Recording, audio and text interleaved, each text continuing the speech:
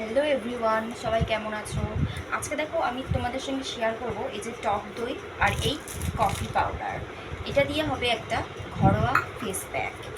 কফির মধ্যে আছে প্রচুর পরিমাণে অ্যান্টিঅক্সিডেন্ট, যেটা আমাদের ত্বককে ভালো রাখে। তো দেখো এই দুটো এক জিনিসকে একসঙ্গে খুব ভালো করে মিশিয়ে নেব। তার আগে আমি মুখটা ফেস ওয়াশ দিয়ে ধুয়ে এসেছি, খুব ভালোভাবে মিশিয়ে